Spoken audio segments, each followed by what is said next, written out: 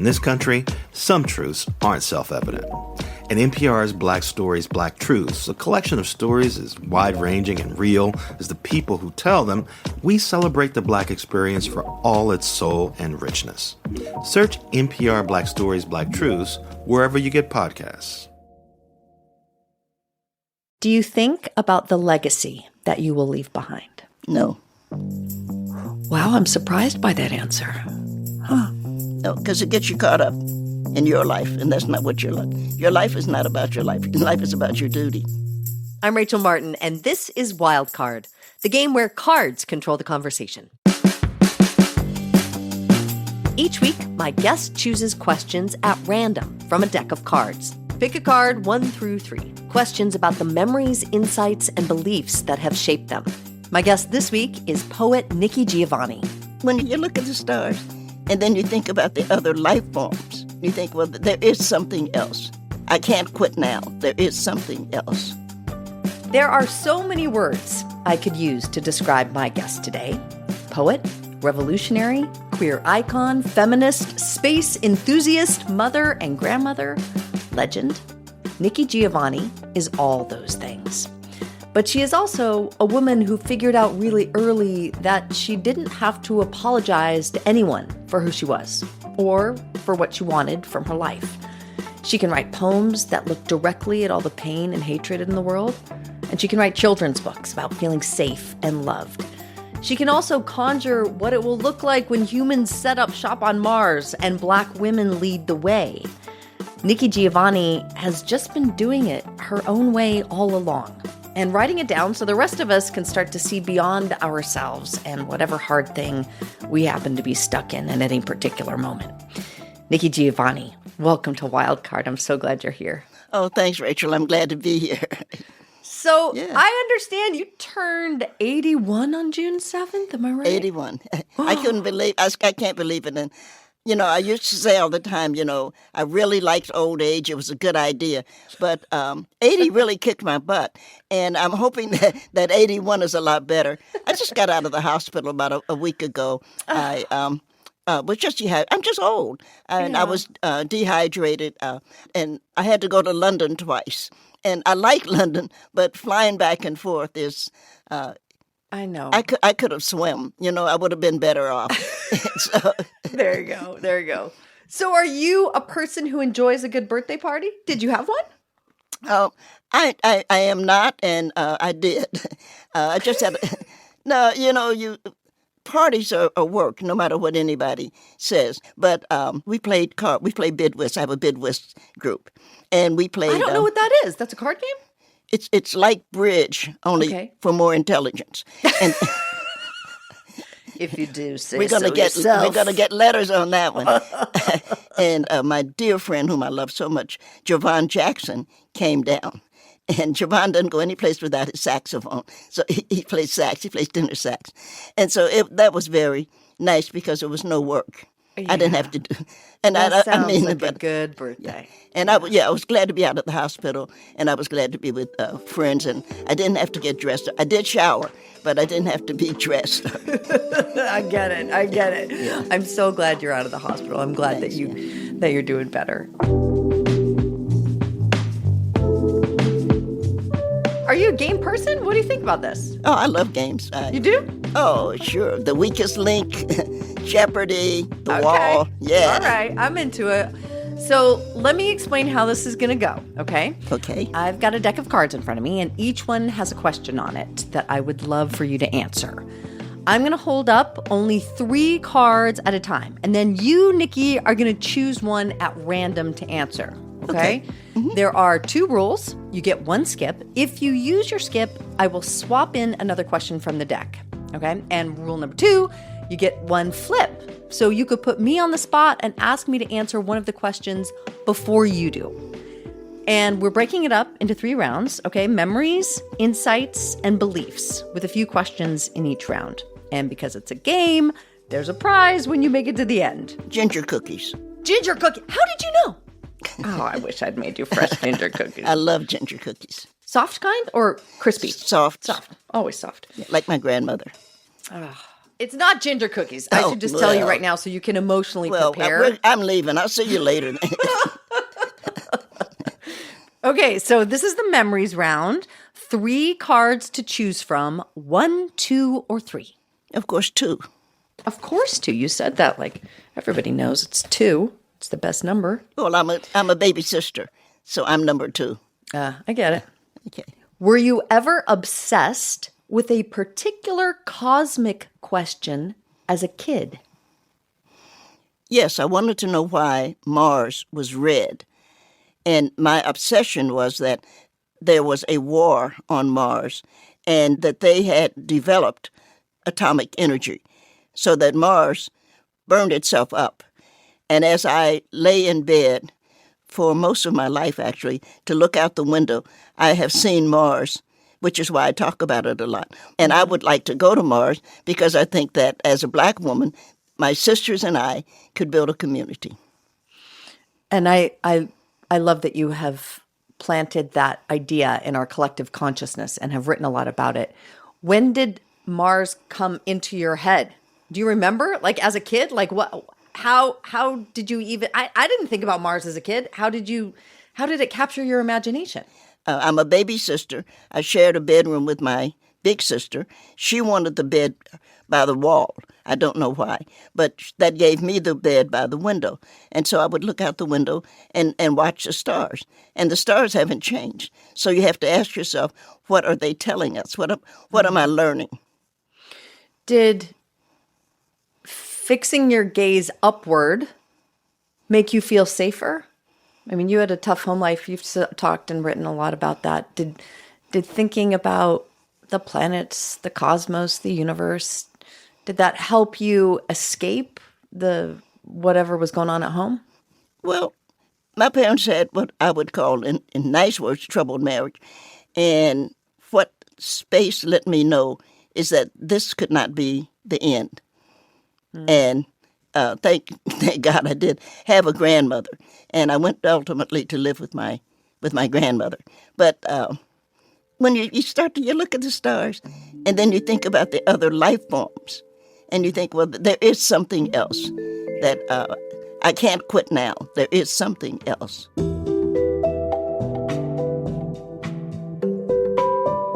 3 new cards, okay? Same drill. You pick 1, 2, or 3. Well, I guess I should take 1. Okay, let's do 1. What's something you thought was normal about your childhood that you now realize was unusual? Probably the most unusual thing about my childhood was that I recognized that my parents' marriage was not my business because it was unpleasant. Saturday night at 11 o'clock, I was listening to my father beat my mother. So that's unpleasant. But you also recognize it has nothing to do with you. It was none of my business.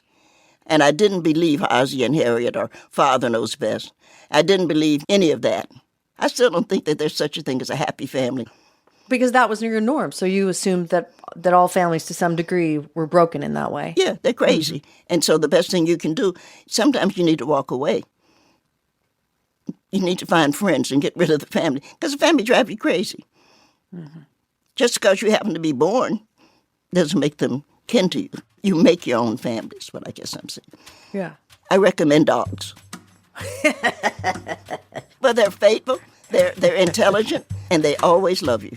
You walk into the house, the dog is always happy to see you.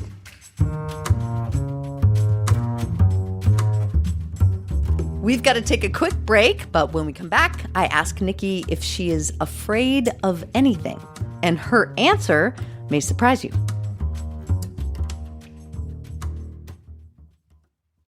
Support for this podcast and the following message come from Wise, the app that makes managing your money in different currencies easy. With Wise, you can send and spend money internationally at the mid-market exchange rate. No guesswork and no hidden fees. Learn more about how Wise could work for you at wise.com. Last year, over 20,000 people joined the Body Electric study to change their sedentary, screen-filled lives. And guess what?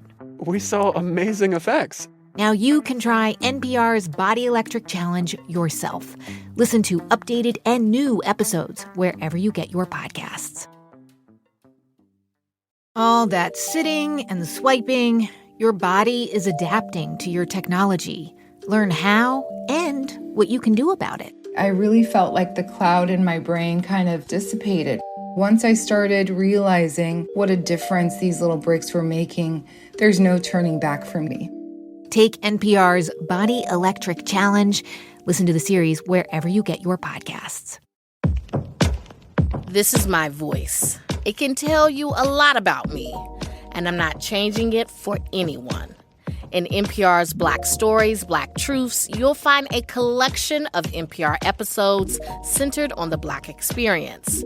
Search NPR Black Stories, Black Truths wherever you get podcasts.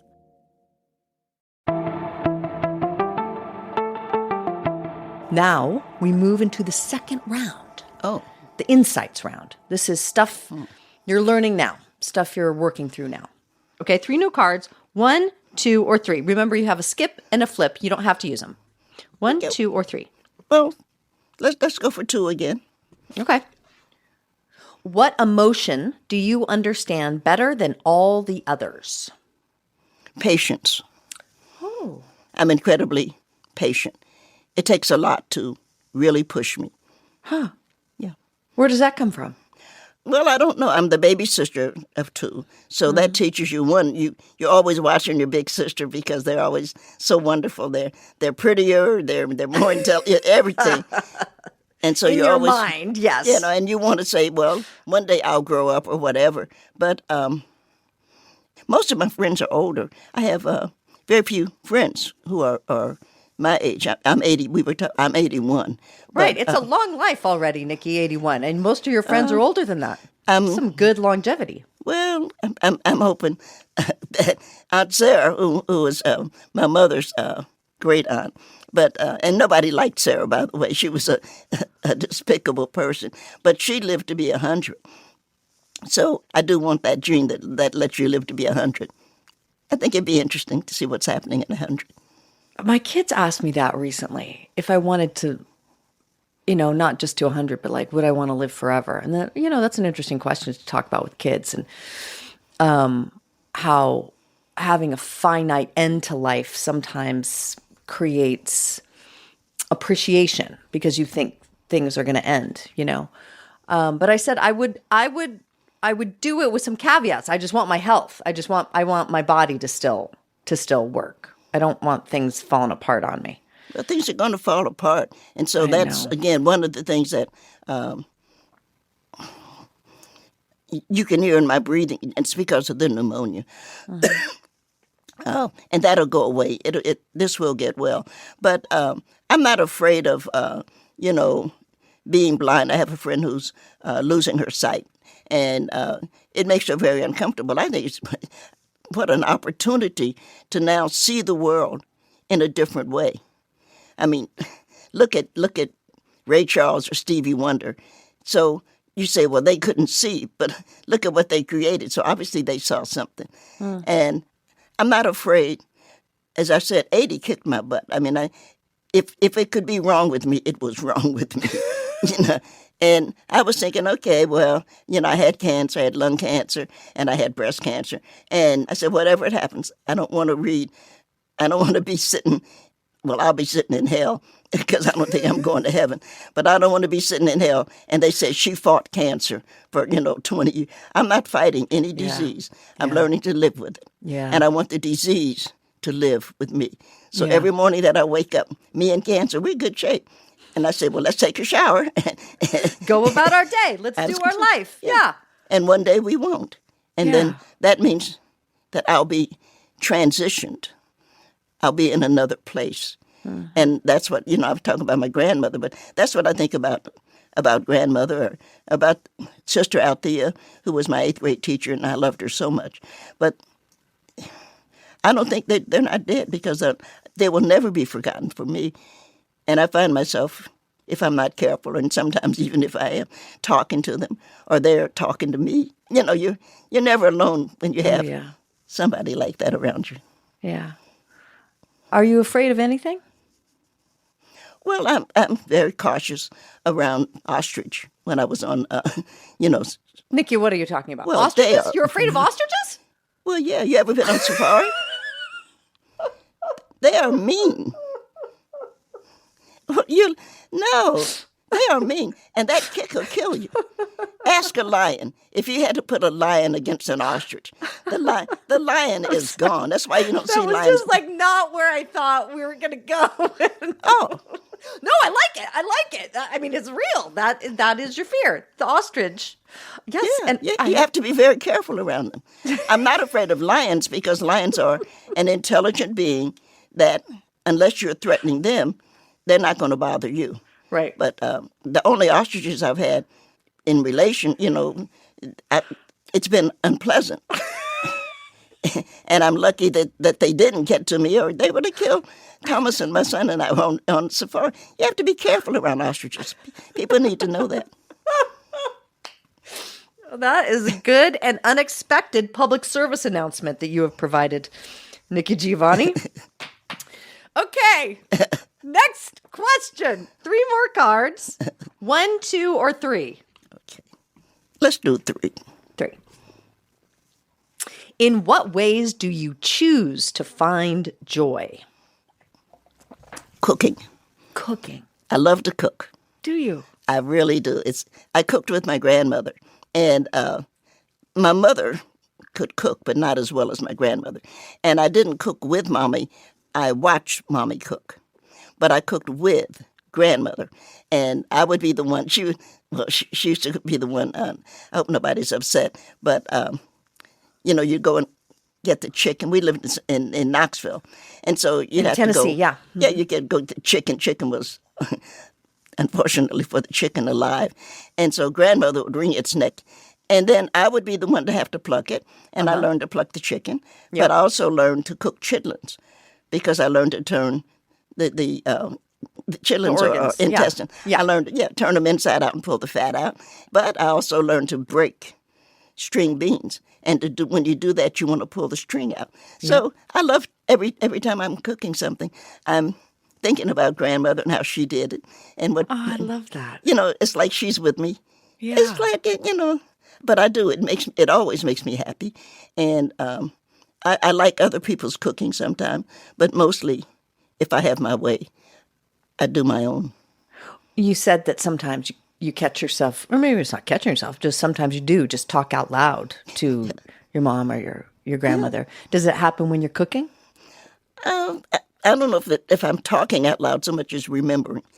Yeah. And you go and I made some lamb chops that I have to tell you were incredible. And I was trying to remember what it was that grandmother did. It was grandmother's grandmother. And I remembered, she put a little cinnamon. And so I put a little cinnamon and a little apple vinegar. Yes. Oh, God. They were so good. I thought, and I don't think I said aloud to grandmother, look what I've done. But, it's one of those, like, I didn't share. I have people. You just ate it for yourself. I didn't. Yeah, you didn't invite people. They should go get somebody else. If they're hungry, go to Wendy's. We've got another quick break, but when we come back, Nikki tells me about her belief system. Well, I am, and I almost hate to use this word because there's so many fools out there, but I am a Christian.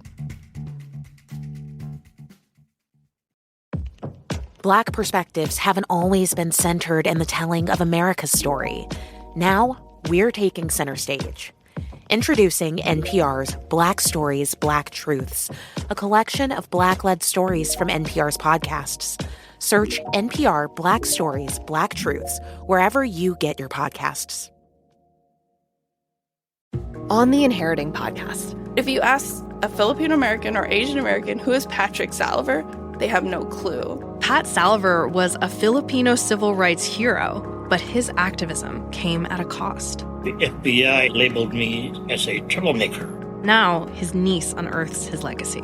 Listen to Inheriting from LAist Studios and the NPR Network, wherever you get your podcasts. Christian nationalists want to turn America into a theocracy, a government under biblical rule. If they gain more power, it could mean fewer rights for you I'm Heath Drusen, and on the new season of Extremely American, I'll take you inside the movement. Listen to Extremely American from Boise State Public Radio, part of the NPR network. This message comes from the Science of Happiness podcast. Each week, learn from real-life stories about lab-tested practices to de-stress, connect with others, spark joy, and more. The Science of Happiness is produced by PRX and UC Berkeley's Greater Good Science Center.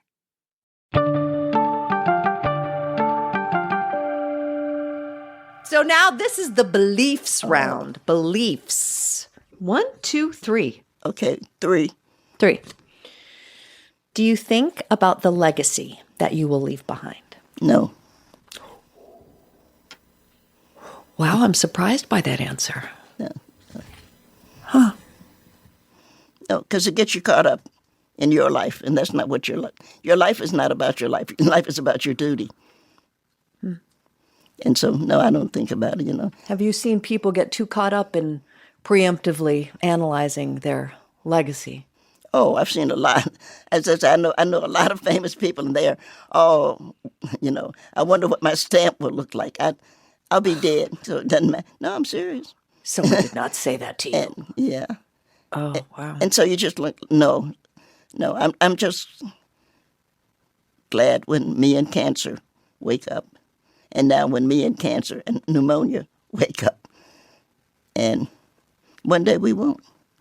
And I don't know, maybe I'll be sad, maybe not. I don't know. It's interesting. My friend Toni Morrison, whom I do and still do love so very much, and my favorite Toni Morrison, among other things, is Sula. And when Sula is dying, she says, "Oh, wait till I tell Nell," because Nell is her best friend. And she says, "Wait till I tell Nell. It doesn't hurt. Wait till I tell Nell." Let me ask this question a different way then, though. I get what you're saying, that you don't want to get wrapped up in your ego. You don't want to think about, whoa, I'm so important. People are going to remember me. What are they going to write on my tombstone? What all the great accolades are going to give me? But are there moments when you think back on your life and allow yourself moments to feel proud? Oh, there are moments that I feel proud because I've worked hard. And I think the word that means, as you probably also have heard in this conversation, a lot to me is duty. Yeah. And when I went to the opening of the African American Museum in D.C., you go around and around. I certainly recommend anybody doing it. And I had forgotten, because a lot of those things I don't handle and I'm not interested in. I forgot we gave permission to use my poetry, and we gave permission to use my... And it's not something... If you start paying attention to that, you'd be crazy. Yeah. And when I turned to the right, there was a photograph of me. Huh. And I just automatically, and it brings tears to my eyes, I automatically just turned over my shoulder to my left to say, "Look, grandmother, I did my duty." And, yeah, and it still amazes me that I did. I mean, it's like she was there. I did my duty. And that's what matters to me. That's beautiful. This is the last one. Okay. Last question. 1, 2, or 3. Let's go 2 again.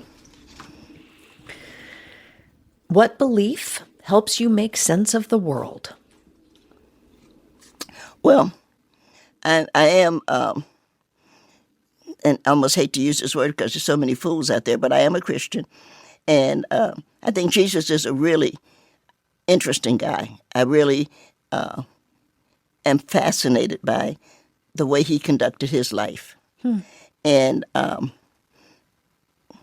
think 90% of all black women you would run into are Christians. We believe that he may not come. There's an expression that black women have, and I share that expression. He may not come when you call, but he always comes on time. So we've learned to wait on the Lord. And I think that that's the most important thing. Do you pray? Oh, no, none of that. No. So and how does I seldom go to church. I mean, don't go to church, No. don't pray, but there's still something about Jesus, the He's Trinity, a good guy. God, a Christian God who you're into. Well, he's a very interesting guy. And, of course, when he did come from There are lots of interesting guys, Nikki, but like... No, they're not. Let's face that one. But, when he came out of the tomb, he went to Mary Magdalene. So the first thing he went to was a black woman. So you have to appreciate that. And I think that what he said to her was, I've got to go. I've got things to do, but you call me. I'll be there, which is wait on the Lord. And all of the black women I know believe that. And it made sense to me. You may as well. He'll come when you call. That's why I have patience. No question about it. You wait. You want the Lord to do something. But I'm not asking for lottery numbers. And I'm not asking. Dear Jesus, to, help me win please, the super lotto. Yeah. Yeah, none of that. Please let me get well. I don't. I'm worried about this cancer. So I didn't ask for any of that because that's a foolish thing to ask for. What you're asking for is let me continue my life of duty with grace. And that's all. If I can gracefully do what I have to do, I'm happy. Do you think there's such a thing as heaven, Nikki? Mm-hmm. There's a heaven, and my grandmother's sitting up there. I'm going to hell because I hate my father, and I'm going to sit down and tell him why. But I'm sure grandmother and mommy will, talk to Jesus or God, whoever's there. Let her come up and visit. And everybody knows I like champagne, so I'm sure they'll have a glass of champagne. And we'll sit there and talk. Well, you got to go now. You've been here for 2 days, Do you actually think that? What do you It doesn't matter what think? I actually... It doesn't matter. What matters is what gets me through the next day.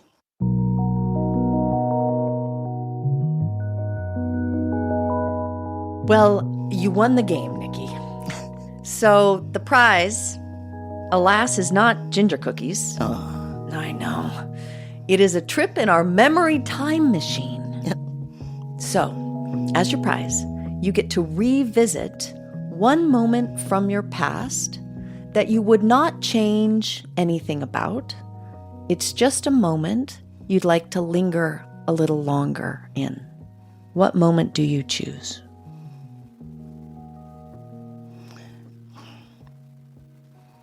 That's not only hard, but it's personal. And so I know what I would, but it's none of your business. I want you to be in it now, though.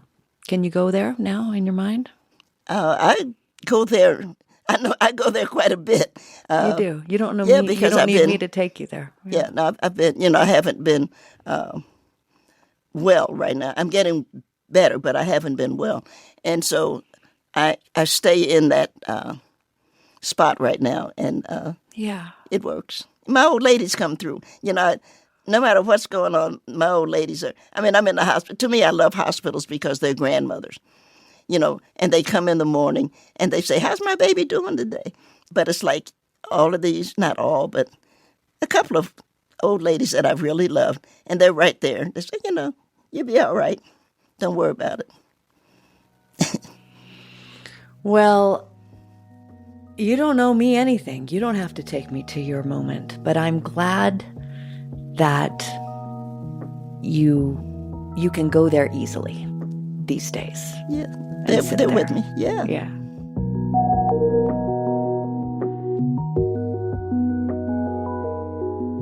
Well, it was my great pleasure to get to talk with you. Thank you so much for doing this. Oh, thank you. I hope I didn't sound too crazy, but life is a good idea. And wait till you get to be 70. You're going to love it. Nikki Giovanni, poet, author, revolutionary, amazing human. Thank you so much for talking with me. Thank you.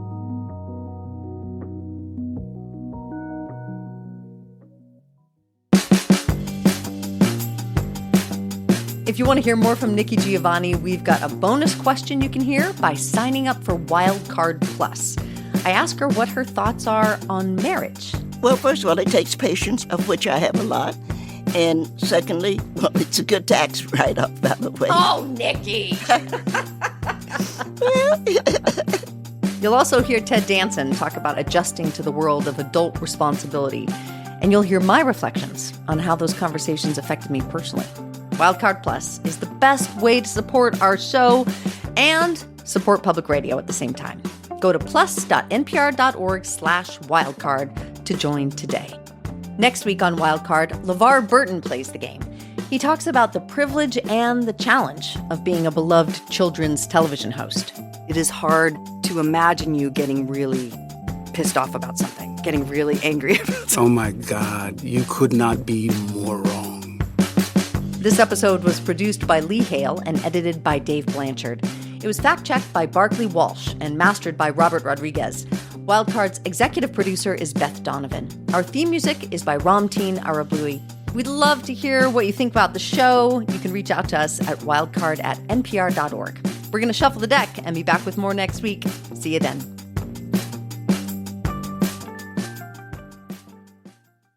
On the TED Radio Hour, NYU professor Scott Galloway says older Americans have failed to live up to the social contract between generations. We talk a lot about income inequality, but we don't talk a lot about generational inequality. But we have purposely transferred wealth and opportunity from young people to old people. Generation gaps. That's on the TED Radio Hour from NPR. New from the Embedded podcast. What happens when 3 Republican women challenge their own party? Maybe we need to speak out a little bit bolder. Maybe we need to do something to get people's attention. They have a front row seat to democracy. Now, you do too. Listen to Supermajority from NPR's Embedded and WPLN.